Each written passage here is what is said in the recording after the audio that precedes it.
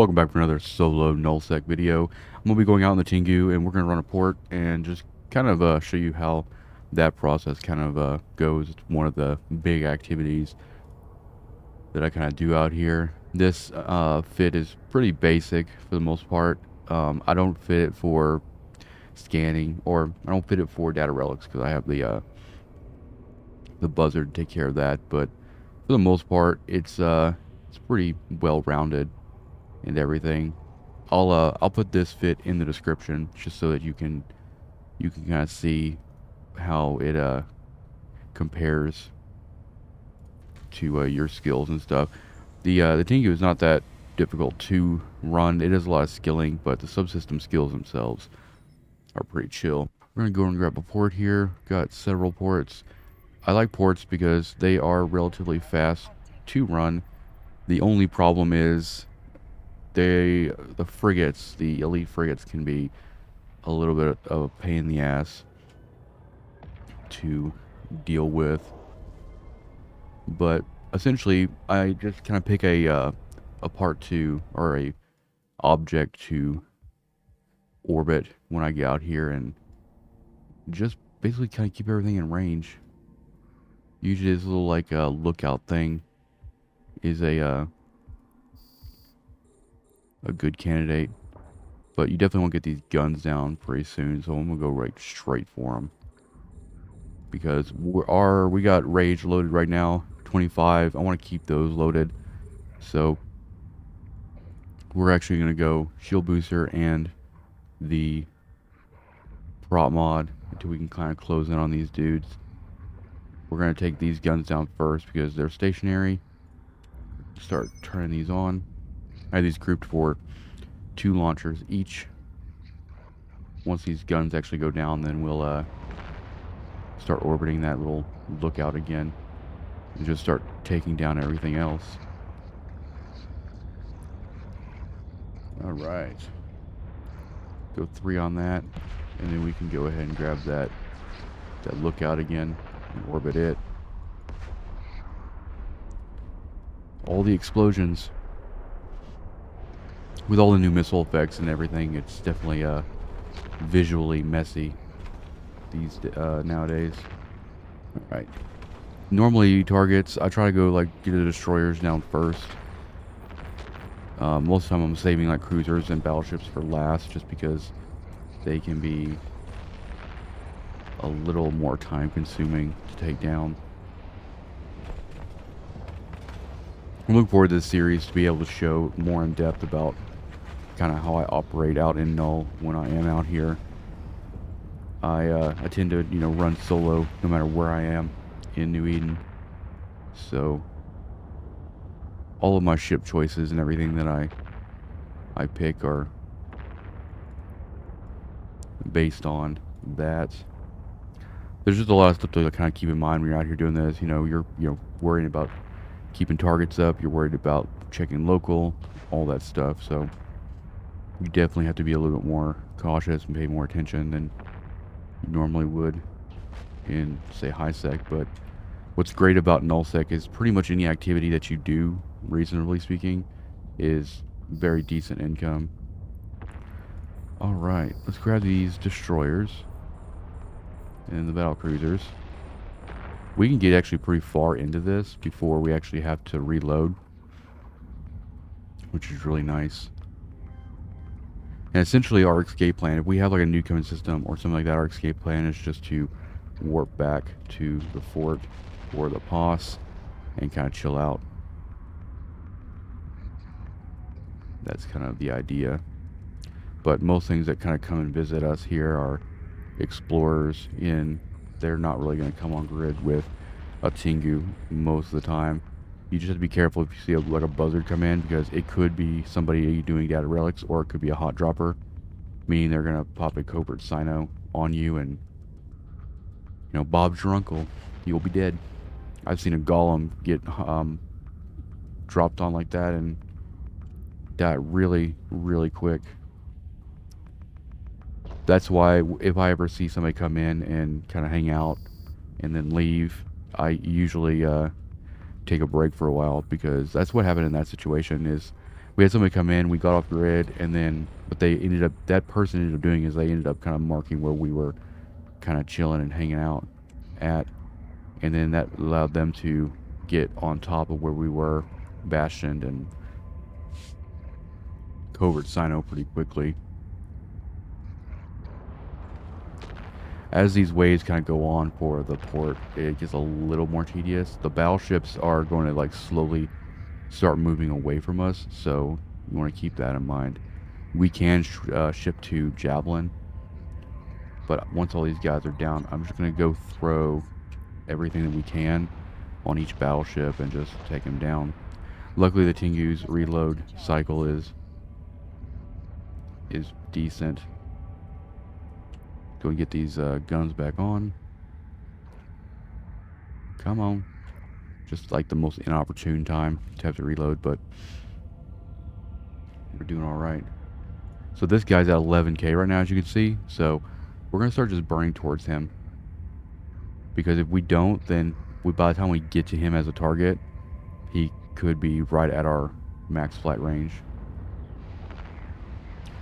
Now, if you actually run, if you like look at my actual video for PB Tengu and you run this ship plus the clone, the rate of fire is absolutely ridiculous. But this tune is not actually running any clones, just to make things as simple as possible. But while we're doing this, we'll try and talk a little bit more about what I'm doing here in Null-Sec, since we're pretty fresh on this adventure. Still doing PI, still kind of making nanites passively.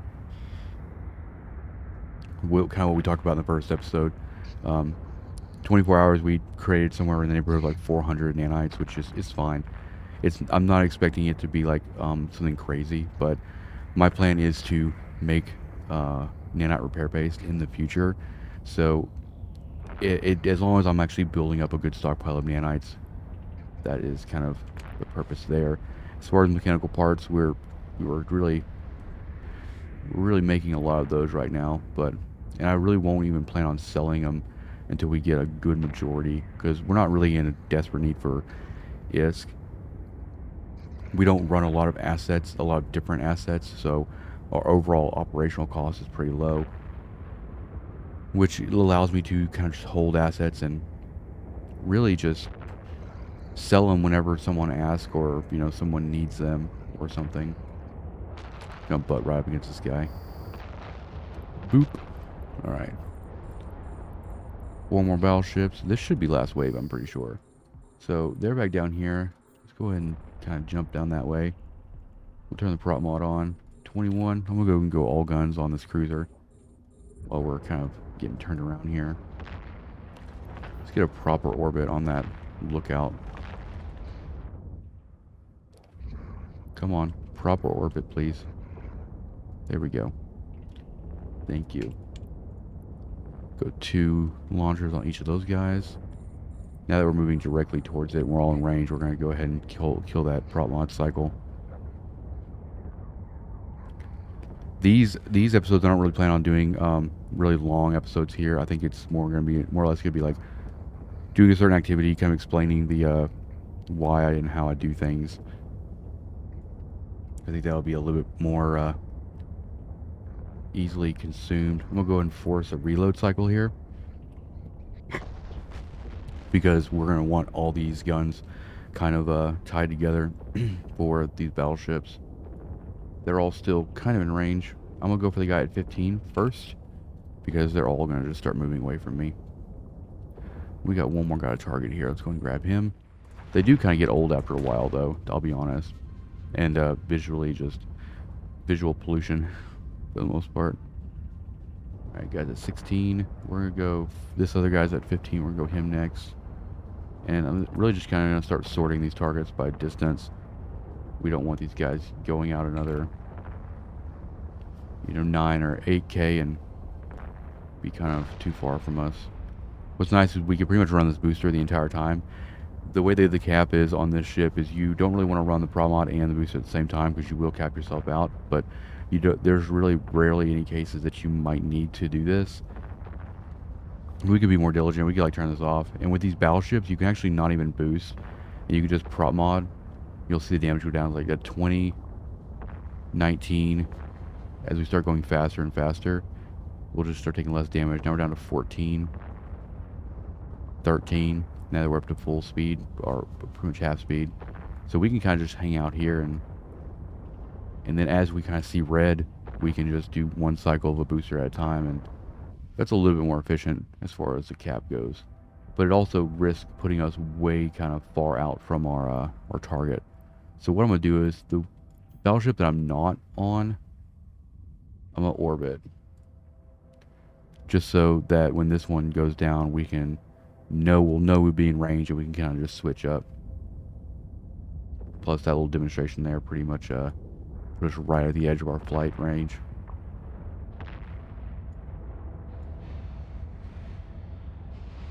Some graphical artifacts in there. You see those little squares when they come out. It's kind of interesting. Alright. Target up. Now we're close to him. We're in kill prop mod. We'll do a single cycle on the booster here. Ever since I trained into the Tengu, it's just been one of my go-to ships.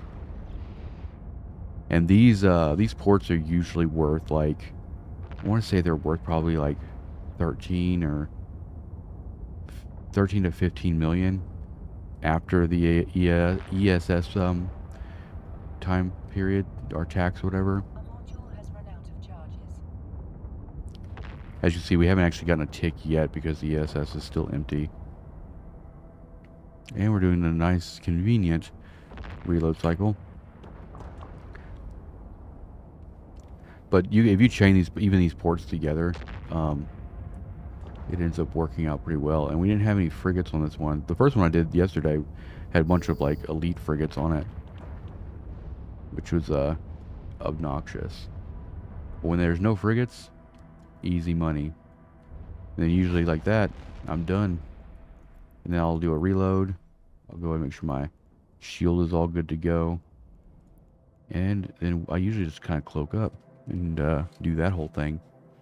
I'm also actively working on my product discovery because I am interested in actually getting my Marshall BPC, because I have basically 3 accounts right now that are in various stages of progression towards that Marshall BPC for this. And that is one of my goals right now that I'm kind of working on.